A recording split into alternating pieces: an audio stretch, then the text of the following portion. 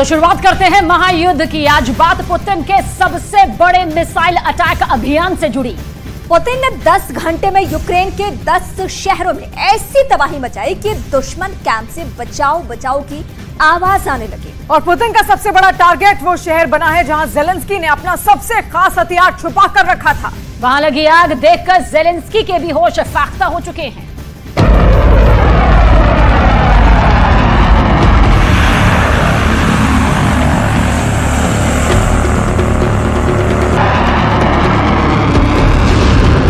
Sukhoi 24 रूस का बहुत ही भरोसेमंद ग्राउंड अटैक फाइटर, MiG-31 रूस का सबसे तेज फाइटर जेट, रफ्तार 3000 किलोमीटर प्रति घंटा, और Tu-95 रूस का सबसे पुराना परमाणु बम वर्षक विमान, जिसकी आहट से ही घबरा जाता है पूरा नेटो। अब इन 3 विमानों ने ऐसा क्या किया कि जेलेंस्की के होश फाख्ता हो गए? इन 3 विमानों ने आखिर ऐसा क्या बरसाया है कि पूरा नाटो सहमा हुआ है?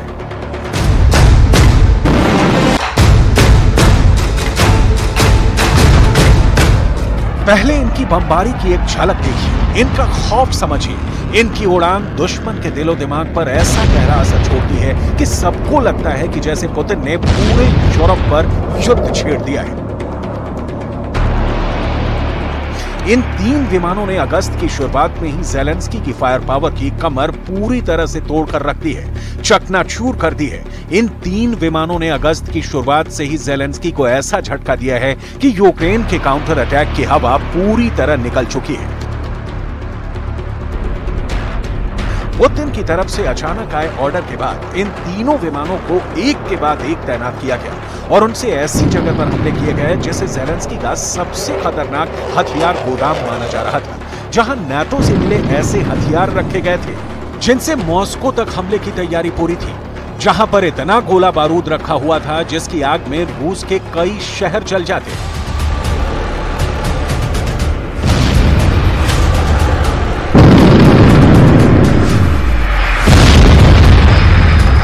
पुतिन की तरफ से ट्रिपल अटैक में स्टॉर्म शैडो मिसाइल के गोदाम उड़ा दिए गए हैं। रूस ने पश्चिमी यूक्रेन में कई जगह हमले किए और पुतिन का बड़ा टारगेट बना खमेलनित्स्की का इलाका। यहां यूक्रेन के एक एयरबेस पर स्टॉर्म शैडो क्रूज मिसाइल का गोदाम बनाया गया था, जिसे रूस ने पूरी तरह तबाह कर दिया है।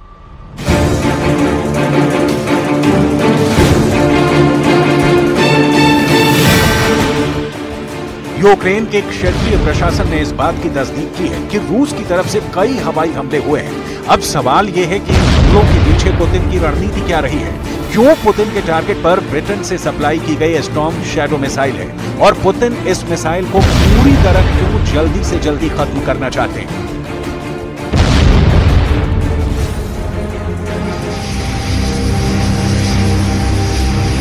जेलेंस्की को यह मिसाइल मार्च के बाद मिली और फिर जून और जुलाई के महीने में इस मिसाइल से रूस के ठिकानों पर हमले तेज कर दिए गए।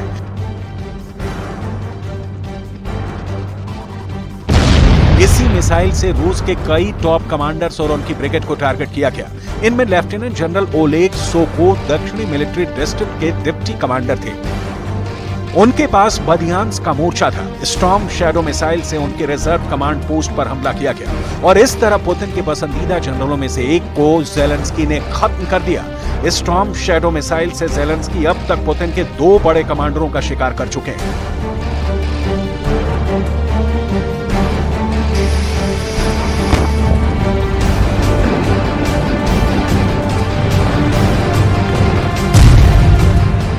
सबसे पहले 12 जून को जेलेंस्की ने इसी स्टॉर्म शैडो मिसाइल से पुतिन के एक जनरल को मौत के घाट उतारा था। ये थे मेजर जनरल सर्गेई गोर्याचेव, जिन पर जापोरेजिया में स्टॉर्म शैडो से हमला किया गया था। और फिर 1 महीने बाद 11 जुलाई को जेलेंस्की ने बदियांस्क में स्टॉर्म शैडो मिसाइल से लेफ्टिनेंट जनरल ओलेग सोको को मार डाला।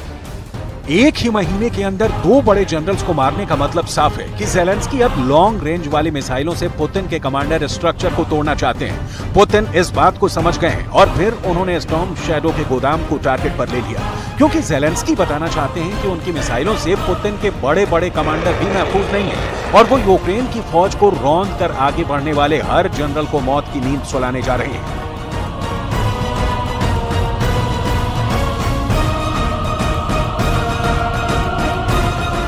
ज़ेलेंस्की के इरादे को मिट्टी में मिलाने के लिए पुतिन ने अपने 3 हिटमैन काम पर लगा दिए।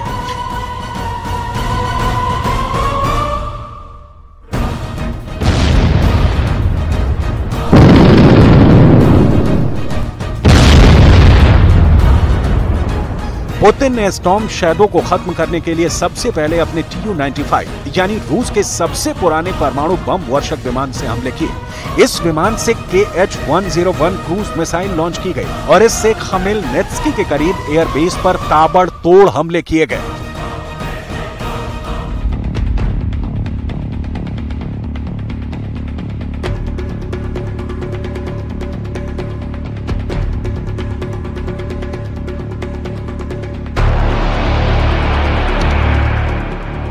ये बम वर्षक विमान 24 घंटे यूक्रेन पर मिसाइल फायर करने के लिए तैयार रहता है। जैसे ही व्लादिमीर पुतिन का ऑर्डर आया, पूरा एयरबेस एक्टिव हो गया। मिशन के लिए फौरन रूस का यह खतरनाक न्यूक्लियर बम वर्षक Tu-95 उड़ान के लिए रेडी हो गया।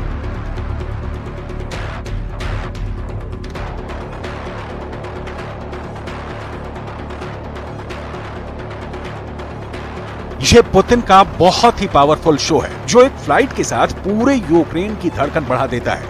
ये पुतिन के परमाणु हमले का लॉन्चिंग पैड है और इसका एक्टिव होना बड़ा मैसेज होता है। लेकिन हमेशा की तरह इस बार भी पुतिन ने इस विमान से क्रूज मिसाइल दागी।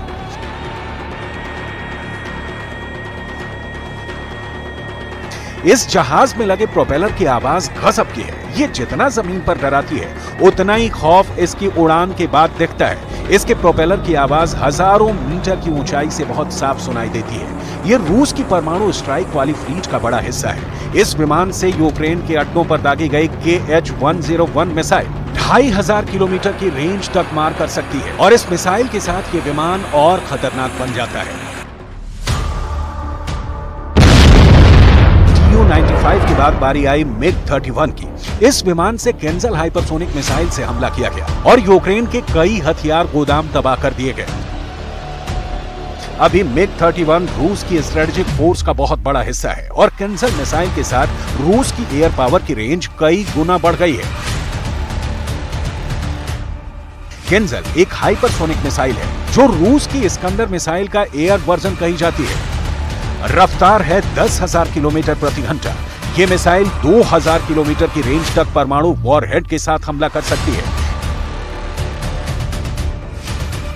इस मिसाइल को MiG-31 की बेली यानी एयर फ्रेम के निचले हिस्से में इंजन के बीचों बीच फिट किया जाता है, ठीक वैसे ही जैसे सुखोई फाइटर जेट में ब्रह्मोस लगाई जाती है। अब आप अंदाजा लगाइए कि MiG-31 जिसकी खुद की अधिकतम रफ्तार 3000 किलोमीटर प्रति घंटा है, उससे इस मिसाइल को फायर किया जाता है और ये 10,000 किलोमीटर प्रति घंटे की रफ्तार से अपने टारगेट की तरफ बढ़ती है। केंजल को इंटरसेप्ट करना यानी इसे रोकना किसी एयर डिफेंस सिस्टम के लिए नामुमकिन सी बात है। अब इस मिसाइल से स्टॉर्म शैडो के गोदाम को मारना इसलिए भी जरूरी हो गया क्योंकि पुतिन के लिए चांस लेना जानलेवा साबित हो सकता है। स्टॉर्म शैडो का खौफ रूस की फौज में बढ़ता जा रहा है। इस वक्त इस मिसाइल को इस्तेमाल करने के लिए नाटो ने यूक्रेन के सुखोई 24 फाइटर जेट को तैयार कर दिया है। सोवियत दौर के इस विमान को इससे लैस किया गया है। इसके फाइट जेट के 2 वर्जन हैं और दोनों ही अब स्टॉर्म शैडो से लैस हैं। यूक्रेन का सुखोई 24 विमान टारगेट से 250 किलोमीटर दूर स्टॉर्म शैडो मिसाइल को लॉन्च करता है। उसके बाद ये मिसाइल अपने पहले से तय फ्लाइट पाथ पर उड़ते हुए टारगेट के करीब पहुंचती है और हमले से ऐन पहले स्टॉर्म शैडो एक ऊंचाई तक जाती है और फिर डाइव करके अपने टारगेट पर हिट करती है। स्टॉर्म शैडो का जो वर्जन ज़ेलेंस्की को मिला है उसकी रेंज 250 किलोमीटर है। यूक्रेन के पास इतनी लंबी रेंज की कोई और मिसाइल नहीं है। स्टॉर्म शैडो से ज़ेलेंस्की ने रूस की सेना के ठिकानों पर लगातार तबाही मचाई है। मई के बाद से इसके हमले अचानक बढ़े हैं। जून और जुलाई में तो इस मिसाइल ने भारी नुकसान पहुंचाया है। अब आगे अगस्त और सितंबर में भी ज़ेलेंस्की ने इससे कई हमले प्लान किए हुए हैं, लेकिन पुतिन के जवाबी अटैक ने ज़ेलेंस्की के विकल्प कम कर दिए हैं।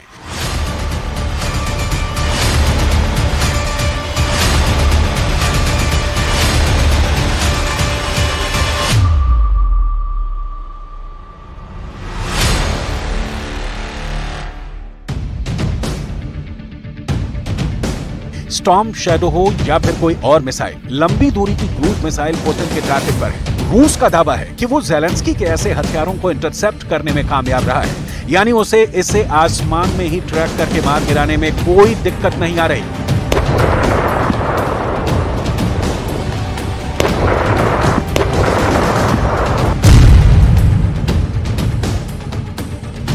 पुतिन को नाटो ने बहुत मुश्किल में डाल दिया है, इसलिए पुतिन ने अब नाटो को टारगेट करने का फैसला किया है। और इसमें पुतिन के 3 बहुत ही खतरनाक फाइटर जेट सुखोई 24, सुखोई 30 और सुखोई 35 तैयार कर दिए गए हैं।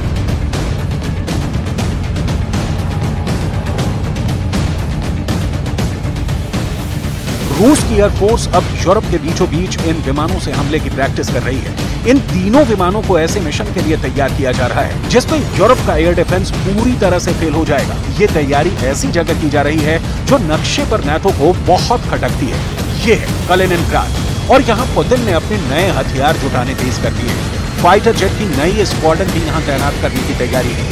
ये विमान ऐसे बम से लैस किए जा रहे हैं जिनकी रेंज में आसपास के बाल्टिक देश होंगे और नाटो के वो अड्डे होंगे जो अब तक रूस के हमलों से सुरक्षित माने जाते हैं। लेकिन पुतिन ने स्टॉर्म शैडो को लेकर बड़ा फैसला कर लिया है, और वो फैसला ये है कि अब रूस अपना बदला ज़ेलेंस्की से नहीं बल्कि नाटो से लेगा। देखा जाए तो इस वक्त यूक्रेन का युद्ध बहुत ही खतरनाक दौर में पहुंच चुका है। युद्ध को करीब 1.5 साल हो चुके हैं, लेकिन ये हमले रुकेंगे ऐसा बिल्कुल भी नजर नहीं आ रहा है। दोनों तरफ हजारों या कहीं कि लाखों सैनिकों की जान जा चुकी है। दुश्मन को ज्यादा से ज्यादा नुकसान पहुंचाने का दावा दोनों तरफ से किया जा रहा है।